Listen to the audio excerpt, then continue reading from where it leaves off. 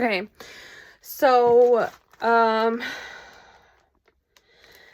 when you are a spiritual person and God has that spiritual name, your name in heaven, and God is, you were the chosen one, there's nothing and no one that can change your destiny. There's a list that God had planned for you to meet, for you to spend some time with, or spend years with, or spend decades with.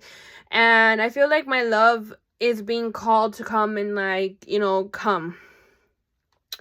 But the person that doesn't leave me alone doesn't belong in heaven, and his name was never supposed to be in anywhere near me, to even meet or to even know who I was. Do you know what I mean? Because God already knew that he was my enemy and that he didn't deserve to be around me. He or she, the ones that were my enemies, because obviously, how can you say that God didn't know the future? God knew the future. God will always know the future. And if you don't understand that you cannot be here bothering someone when you were never supposed to be here, God never sent you here.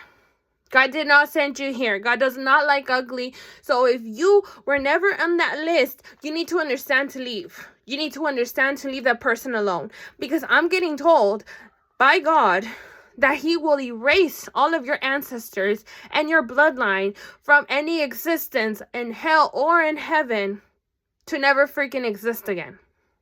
And if you are in the pits of hell with your ancestors and your family lineage that's where it's gonna be, don't even think that God won't destroy all of it, every single bit of it. He's so mad. He's so mad because there's so many people that are ruining destiny, that are ruining God's plans. God already wrote this. Wrote it. Everyone has their own story. Okay? Everyone has their own story. It doesn't matter if it's bad. It doesn't matter if it's good. God will always be the one in charge here. You cannot be like, oh, that guy can't like you because I say that she's mine. You cannot claim me because you have your name in the fucking pits of hell. And you cannot be saying, oh, you cannot like her. You cannot see her. You cannot hang out with her. You're just wasting my time.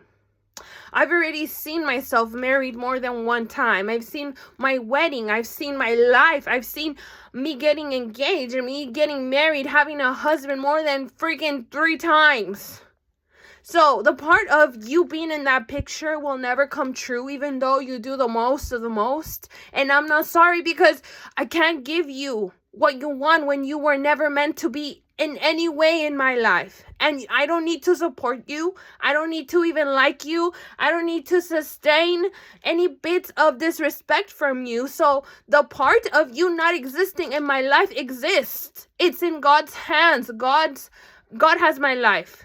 God has my story. I know you don't belong here, so get out and go where you belong.